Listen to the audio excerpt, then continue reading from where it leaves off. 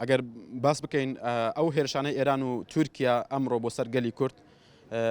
لە باشووری کوردستان و بەتایبەتی لە پارچەکانی تری کوردستان مێژوویەکی دوور و درێژی هەیە و گەلی کورد هیچ کاتێک هێرشی نەکردێتە سەر ناوەندی ئەو وڵاتانە بەڵکو بەرگری و مافی پاراستنی ڕەوای بەکارهێناوە ئەمەش مافێکە بۆ هەرمان و بۆ موجودیەتی نەتەوەیەک پێویستە لە هەموو جیهاندا ڕەوشێک کە ئێستا لە ئارادایە بەتایبەتی خۆپیشاندانەکانی ڕۆژهەڵاتی کوردستان و گەلانی ئێران ئەو ڕابوونە نەتەوەیەک کە لە ڕۆژهەڵاتی کوردستان هەیە بێگومان هەڵوێستی زۆرینەی لایەنەکان لێرە هەڵوێستێکی پۆزیتیڤ بوو ئەرێنی بوو و پشتیوانی و داکۆکی بوو لە بەردەوامبوونی ئەو خۆپیشاندانانە هەروە شەرمەزارکردن و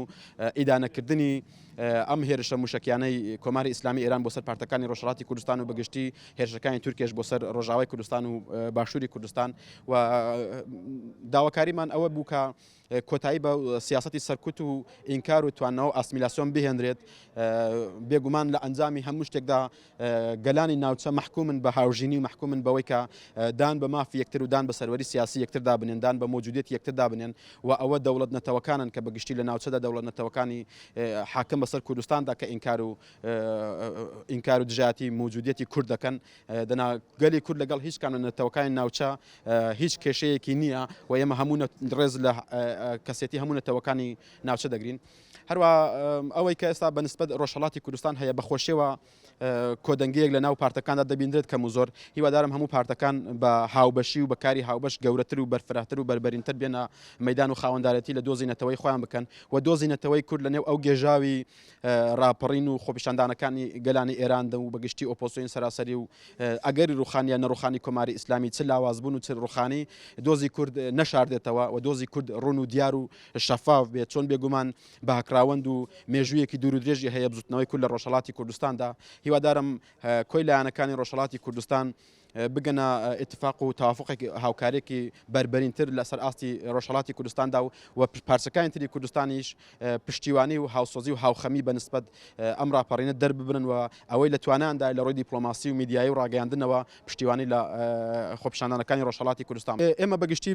هاو هەڵوێستی و هاو پەیوەندی و هاوخەمی و دڵسۆزی و بەگشتی پشتیوانی پارچەکانی تری کوردستان و حیزب و لایەن و ڕێکخراوەکانی تری پارچەکانی تری کوردستان بەنسبەت ئەم خۆپیشاندانانی ڕۆژهەڵاتی کوردستان بەرز دەنرخێنین وەکو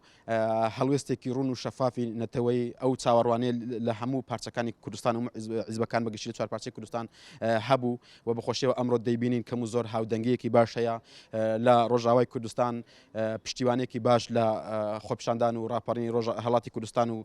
بەگشتی ئیدانەکردنی کوشتنی ژیناکرا لە باکووری کوردستان بەگشتی گەلی کورد بە شێوەیەکی بەرفرا و بەربەرین هات بەهانای گەلی کورد لە ڕۆژهەڵاتی کوردستان و پشتیوانی کرد و ئیدانەکردنی ئەم کۆمەڵکوژەی کرد نەک ئێستا هەر بە پێی پێشینەی مێژووی کورد هەموو کاتێک پێویستی بە یەکڕێزی و یەکگرتووی نەتەوەی هەبووە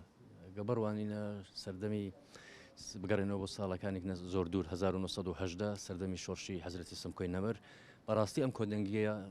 کە کورد پێویستی هەبوو لە هەموو بەشەکانی کوردستاندا هەبووە مەلا سەلیمی بەدرسی لە باکووری کوردستان شۆڕشی کردو ڕێبەراتی ئەو ڕۆتە سمکۆ لێوێ کردوێتی یا ئەو کۆنتاکت و پەیوەندیانی لەگەڵ ماڵباتی بارزانی هەیە بۆ لەگەڵ شێخ محمود هەیە بۆ لەگەڵ شێخ سەعیدی پیران هەیە بوو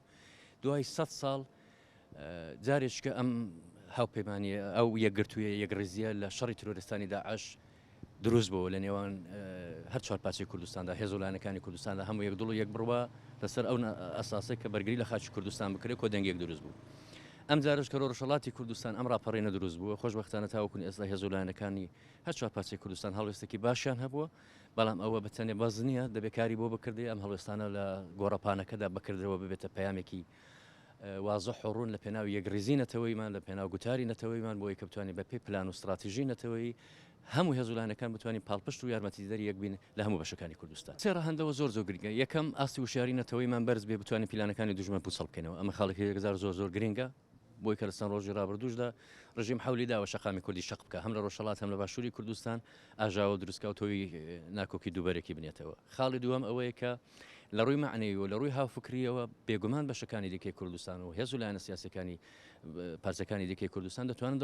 ڕۆڵی کاریگەریان هەبێ بە پاڵپشتی بە هاوفکری بە داڕشتنی پلان بە دروستکردنی لۆبی لە ئەوروپا بە خۆپێشاندان لە بەشەکانی دیکەی کوردستان ئەمانە هەموو کاریگەری زۆر باش و گرنگیان دەبێ و ڕەهەندی سێوەمیشی ئەوەیە هێز و لایەنەکانی سێ بەشەکەی دیکەی کوردستان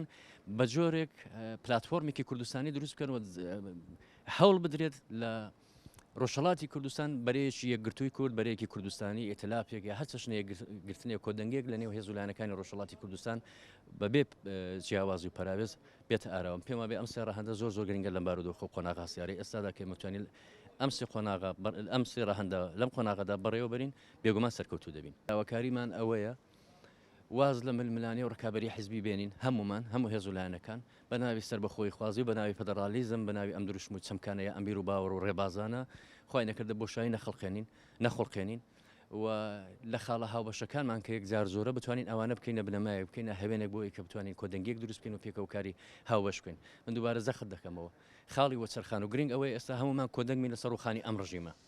دواتر ئەمە لە ڕێگای سندوقی دەنگدانەوەیە و لە ڕێگای خەڵکەوەی لە کەشوەوەیەکی ئازاد و دیموکراتدا خۆی بڕیاردەدا گەل بڕیاردەدا کە چه سیستمێکی دەوێ و دەهەوێ چ جوورە حکومڕانیەکێ بێ ئەوەی کە بۆ ئێستا ئێمە پێویستە هاوتەریب لەگەڵ خەڵکی خۆمان لە ڕۆژهەڵاتی کوردستان و گەلانی بنەستە لە ئێران